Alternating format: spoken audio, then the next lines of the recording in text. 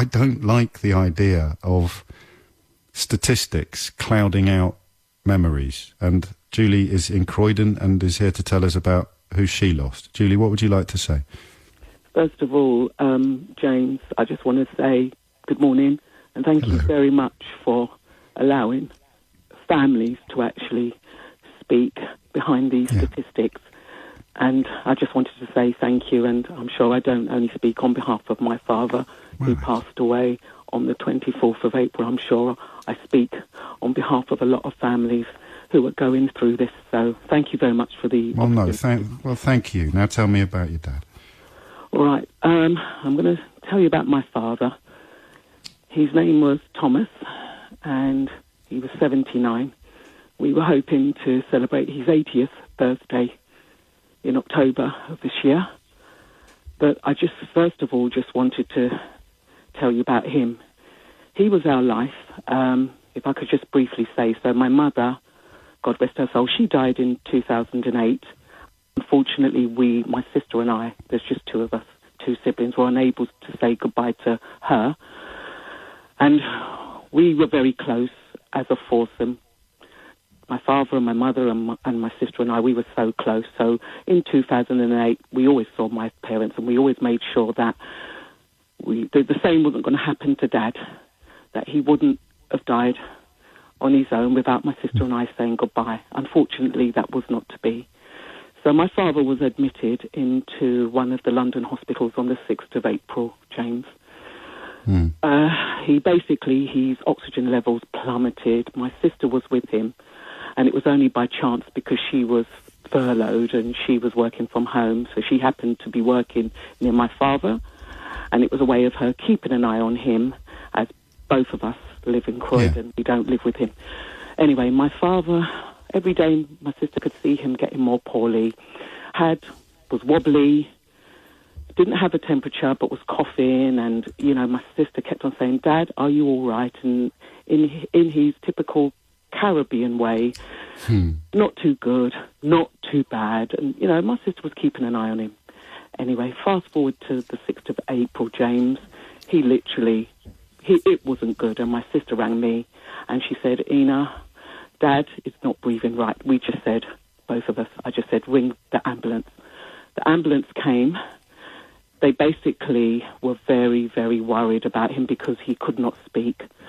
The ambulance arrived within 10 minutes, took my dad to hospital, and 2 hours after my dad being admitted, my sister was told by one of the A&E doctors that his oxygen levels had plummeted to around 70.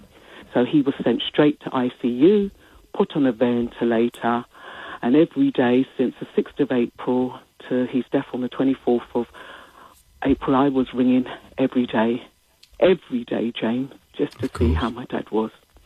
They said that he had to go on an incubator, on ventilation, but we were getting daily updates. I was ringing every day. The nurses and doctors, I cannot fault for them.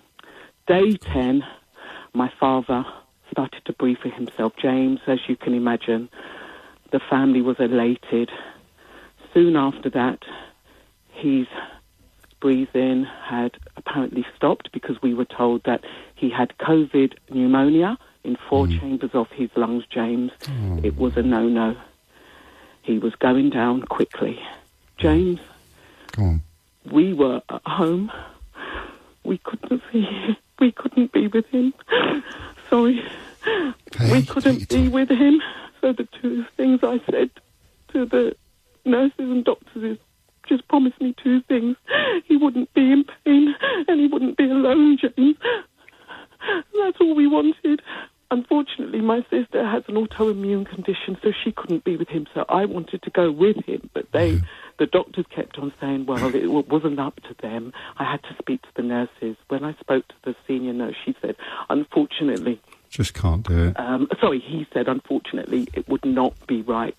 It wouldn't be safe for me, and it wouldn't be safe for other people, so I had to be mindful. James, my parents were everything to us. And on the 20th, there was other things that have happened that I'm not happy about, but I'm not here to kind of condemn the good work that the majority of nurses and doctors are doing. But that's another side which I'd really which my family and I will be dealing with at a later stage. This is about bringing humanity to my father.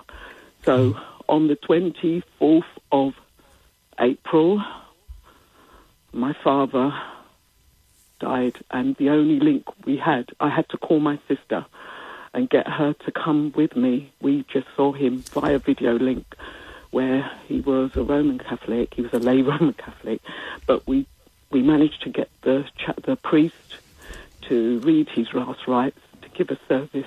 Oh, well done. And my sister and I had to say goodbye, so when people go out and meet people, they have to remember the family. We couldn't be with my dad. And he knew, Julie. He knew how much you love him. He knew for sure. He knew in his bones how much you all loved him, and that would have been a great comfort to him, even if you weren't there. Are you up to this? Because I'd love you to tell me a happy. I'd love you to tell me a happy memory of him, if you can, about the things that made him laugh, or the things that you look back on, and even now you can feel a bit better for a while. James, thank you for that. Let me tell you, my parents were two Caribbean parents that came in, always worked all their lives, even when he was ill. But the memories I have is when I was a little girl, just walking on his feet. And they didn't have much, James. And when my sister went to university, and I know they were proud, and she graduated at the Barbican, and they were just there, James. James, my parents didn't have much, but what I had was love. So I'm going to leave you with this. They always said it's always nice to be important, but more important to be nice. And all I can remember, his smiling face. He was fitter than me, James. I was the one who was always driving around. James, the beautiful thing I can say is he was loved, and and the love. And I just want to thank the people, friends and family. The great comfort I have, James, is to know that he's with his beautiful wife again. He was just everything to us. And that's where his faith also. His faith would have been such a comfort to him, wouldn't it, at the end? Oh, it would have been. Although, I'm not going to lie, he didn't go to church all the time. James, at Easter time, when I was a little girl, he used to, and at special occasion, he used to make the sign of the cross, come into my sister and I's bedroom, and he was a dapper dresser, and and everybody loved him. The stories I'm hearing about him, that he was there. And I just want to say to all of the families, and the people, and James, thank you for just giving us families a little voice, just to put the humans behind these stats. No, well, it's the least I can do. I just want to say is he was such a humble man, and he didn't have a bad bone in his body, and he just brought so much love and smiles to everybody around him. So I just want to say we were loved children. That's all I can say. And what more can you ask of a parent, ultimately, than that? Julie, do you want to say his full name?